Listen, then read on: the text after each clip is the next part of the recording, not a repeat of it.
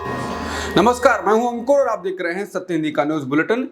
एक नजर अब तक की सुर्खियों पर। भारतीय दल से जैसी उम्मीद थी, उसने शनिवार को चीन के ग्वांगझू में हो रहे एशियाई खेलों में आधिकारिक तौर पर 100 पदक पाने का आंकड़ा छू लिया है। इसका अंदाजा शुक्रवार को ही हो गया था, जब भारत 95 पदकों पर जा चुका था।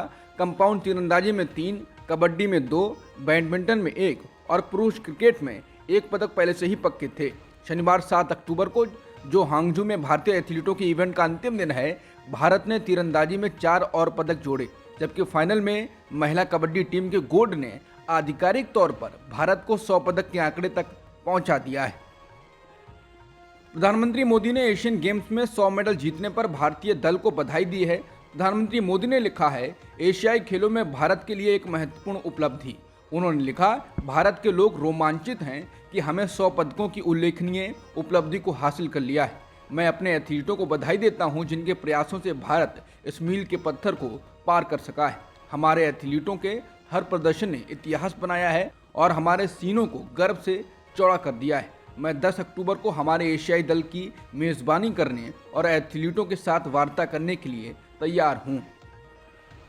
यूएपीए को लागू करते हुए दिल्ली पुलिस स्पेशल सेल की एफआईआर में कहा गया है कि न्यूज क्लिक ने भारत की संप्रभुता और क्षेत्रीय अखंडता को बाधित करने की साजिश रची और किसानों के विरोध को लंबा खींचकर संपत्ति को नुकसान पहुंचाने और नष्ट करने की साजिश रची। इसके अलावा जो आरोप लगाए गए हैं, उनमें कश्मीर और अरुणाचल प्रदेश को भारत के हिस्से नहीं के रूप में दिखाने का प्रयास, कोविड के खिलाफ भारत सरकार की लड़ाई को बदनाम करना, किसानों के आंदोलन की फाइनेंसिंग और शाओमी और वीवो जैसी चीनी टेलीकॉम कंपनियों के खिलाफ कानूनी मामलों का जोरदार बचाव करना शामिल है। ये दिल्ली पुलिस स्पेशल सेल द्वारा न्यूज क्लिक के संस्थापक संपादक प्रबीर प्रोकास्ट के खिलाफ अपनी एफआईआर में विस्तृत आरोपों में से एक हैं। प्रोकास्ट के अलावा एफआईआर अधिकार कार्यकर्ता गौतम नौलखा, जो एल्गर परिषद माओवादी लिंक मामले में घर में नजरबंद हैं, और अमेरिका स्थित व्यवसायी नेबिल रॉय सिंघम के खिलाफ भी है। तेलंगाना में होने वाले विधानसभा चुनाव में कांग्रेस बाजी मार सकती है, ये दावा लोकपोल की ओर से किए गए एक चुनावी सर्वे में किया गया है। इस सर्वे में कहा गया है कि आगामी चुनाव में कांग्रेस की सरकार तेलंगाना में बनने की संभावना है। गुरुवार को जारी ये सर्वे कहता है कि विधानसभा चुनाव में शानदार जीत के साथ कांग्रेस सत्ता में वापसी कर सकती है। लोकपोल के इस सर्वे में भविष्यवाणी की गई है कि 119 सदस्यीय तेलंगाना विधानसभा में देश की सबसे पुरानी पार्टी कांग्रेस को 61 से 67 सीटें मिलने का अनुमान है, जबकि वर्तमान में सरकार चला रही बीआरएस को 45 से 51 सीटें मिल सकती हैं। ओवैसी की एआईएमआईएम को 6 से 8 सीटें मिलने की संभावना है। वहीं भाजपा को इस दक्षिणी राज्य में मात्र 2 से 3 सीट मिलने की संभावना जताई गई है। लोकपोल के सर्वे के अनुसार तेलंगाना में बीआरएस को 39 से 42% वोट मिलने की संभावना है, जबकि कांग्रेस को 41 से 44% वोट और एआईएमआईएम को 3 से 40% वोट और भाजपा को 10 से 12% वोट और अन्य को 3 से 5% वोट शेयर मिलने की संभावना जताई गई है।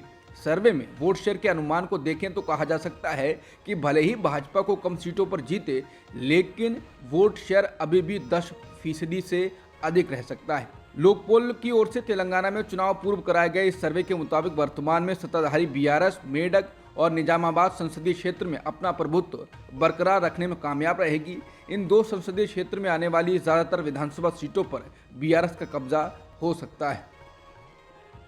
मध्य प्रदेश में जहां शिवराज सिंह चौहान को उनकी पार्टी ही मुख्यमंत्री का चेहरा नहीं बता रही है, वहीं शिवराज जनता के बीच जाकर अपने लिए लड़ाई लड़ रहे हैं। शुक्रवार को डिंडौरी में चरण पादुका कार्यक्रम में उन्होंने जनता से पूछ लिया कि मामा को मुख्यमंत्री बनना चाहिए कि नहीं। उन्होंने जनता से दोनों हाथ उठवाकर मामा का साथ देने और भाजपा की सरकार का साथ देने का संकल्प भी दिलवाया। सीएम शिवराज ने कहा, आज आपसे पूछ रहा हूं, मुझे दिल से ईमानदारी से बताना, मैं कैसी सरकार चला रहा हूं, अच्छी सरकार चला रहा हूं कि बुरी सरकार चला रहा हूं। तो ये सरकार आगे चलनी चाहिए कि नहीं चलनी चाहिए? मामा को मुख्यमंत्री बनना चाहिए कि नहीं? मोदी जी को प्रधानमंत्री बनना चाहिए कि नहीं? भाजपा की सरकार फिर से आनी चाहिए कि नहीं? तो आओ मेरे बहनों और भाइयों, हम संकल्प करें कि जो हमारा साथ देगा हम उसका साथ देंगे। आप संकल्प लेंगे कि आप मामा के साथ हैं, भाजपा की सरकार के साथ हैं। हालांकि शिवराज की लड़ाई बीजेपी के अंदर ही मुश्किल है। इससे पहले वो जनता के बीच आंसू भी बहा चुके हैं और महिलाओं से कह चुके हैं कि वो लोग याद करेंगे जब वो नहीं रहेंगे। शिवराज की लड़ाई महिलाओं के बीच अधिक है। उन्होंने कहा भी है कि महिला सशक्तिकरण की आवाज हूं, मैं शिवराज हूं। बिहार में हुई जाति जनगणना पर रोक लगाने से सुप्रीम कोर्ट ने शुक्रवार को इनकार कर दिया। सुप्रीम कोर्ट में जाति गणना के आंकड़ों को सार्वजनिक किए जाने के खिलाफ याचिका दायर की गई थी। इस पर सुनवाई करते हुए सुप्रीम कोर्ट ने शुक्रवार को बिहार सरकार को नोटिस जारी कर इस पर जवाब मांगा है। बिहार सरकार से इस पर 4 सप्ताह के अंदर सुप्रीम कोर्ट में जवाब दाखिल करने को कहा गया है। इस याचिका पर सुनवाई को सुप्रीम कोर्ट ने अगले वर्ष तक के लिए टाल दिया है। इस मामले की अगली सुनवाई जनवरी 2024 में होगी।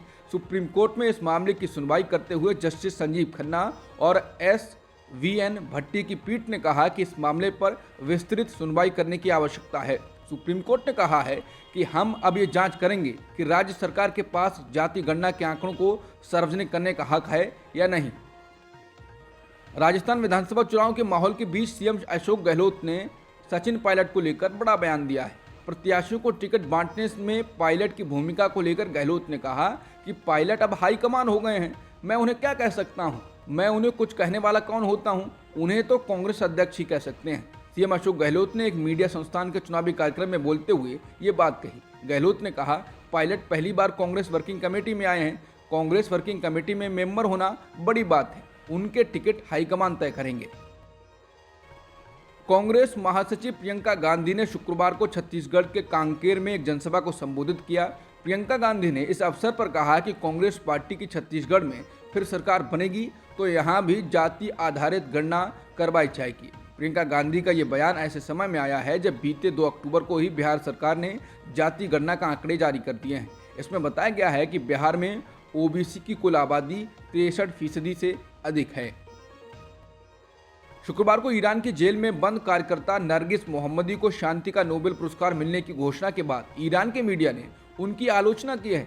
समाचार एजेंसी और रॉयटर्स के मुताबिक ईरानी मीडिया ने मोहम्मदी पर आतंकी समूहों के साथ मिलकर काम करने और ईरान विरोधी गतिविधियों में शामिल होने के आरोप लगाए हैं।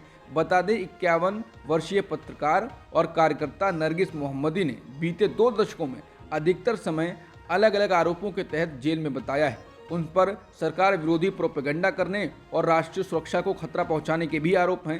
पिछली बार उन्हें नवंबर 2021 में जेल में डाला गया था। अब तक की सुर्खियों में इतना ही। बाकी खबरों के लिए बने रहिए सत्यहिंदी.com के साथ।